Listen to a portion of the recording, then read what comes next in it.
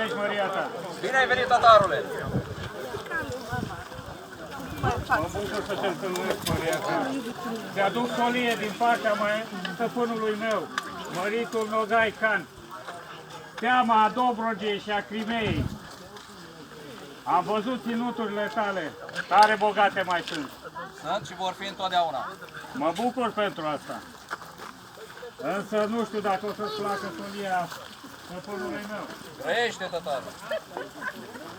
Râvnește la ce ai tu, Maria ta. Și propune două soluții.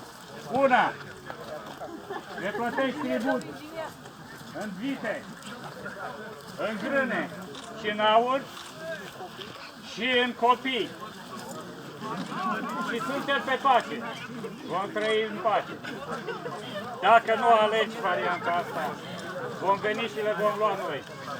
Că văd că oștenii Măriei tale s-au cam înmuiat.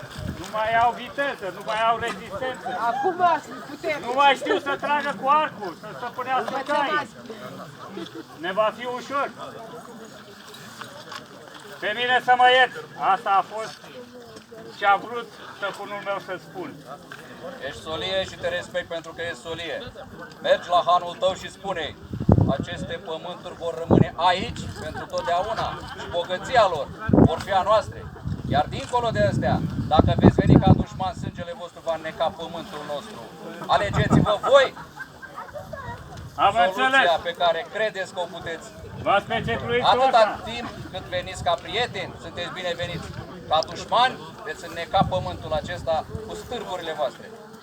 Atât am avut de spus și asta să-i spui hanului tătar. Iar despre oamenii mei, au fost și vor fi puternici ca întotdeauna, ca strămoșilor și vor fi tot timpul aici.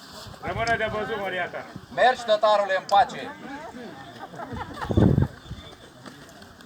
Rămâneți în pace deocamdată.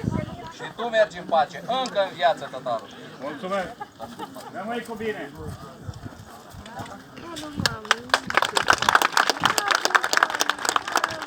Asta a fost totdeauna dorința străinilor.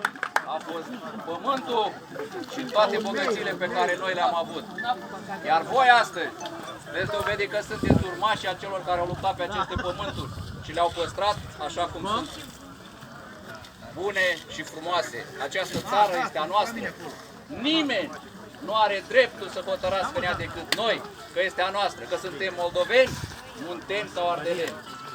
Așa că astăzi veți dovedi că încă sângele dacilor care au murit aici pe pământul acesta nu a fost vărsat degeaba. Iar voi veți fi pașnici urmașii acestor oameni. Vă salut, români ai mei!